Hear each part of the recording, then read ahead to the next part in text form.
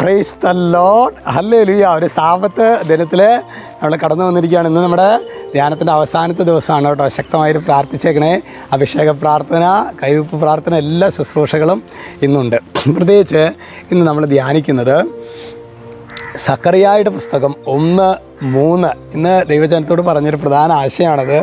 അതുകൊണ്ട് നീ അവരോട് പറയുക, സൈന്യങ്ങളുടെ കർത്താവ് അരുൾ ചെയ്യുന്നു, എൻ്റെ സന്നിധിയിലേക്ക് മടങ്ങി വരുവിൻ, അപ്പോൾ ഞാനും നിങ്ങളുടെ അടുക്കലേക്ക് മടങ്ങി വരും.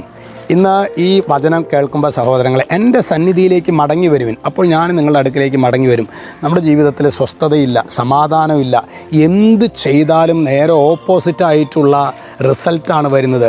അങ്ങനെ ശരിക്ക് നമ്മുടെ ജീവിതം മടുത്തു. ദൈവമേ, ഇനി എന്ത് ചെയ്താലും ഞാൻ രക്ഷപ്പെടുക.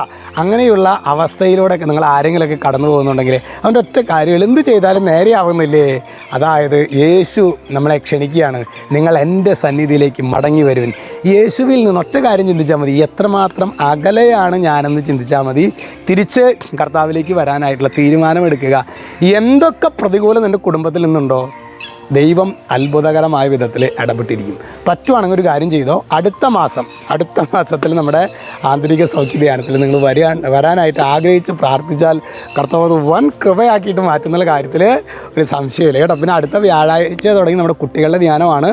രജിസ്ട്രേഷനൊക്കെ നമുക്ക് ഏതാണ്ട് കഴിഞ്ഞു. നിങ്ങൾ പ്രത്യേകമായിട്ട് പ്രാർത്ഥനയിൽ കുഞ്ഞുങ്ങളെ ശരിക്കും തീയായിട്ട്, അതായത് അവർ നമ്മൾ വിചാരിക്കരുത് സഹോദരങ്ങളെ, അവർ വലുതായിട്ട് അവർ ഈശോയെ അറിയുന്ന വിചാരിക്കരുത്. അവർ കുഞ്ഞുനാളിൽ ഈശോ ഇപ്പം എന്തെങ്കിലും കൊടുത്താലാണ് അതൊക്കെ അവിടെ ഉണ്ടാവുള്ളൂ, അല്ലാത്തതൊന്നും കാര്യമില്ല. അപ്പോൾ അതുകൊണ്ട് ശക്തമായിട്ട് പ്രാർത്ഥിച്ചേക്കണേ.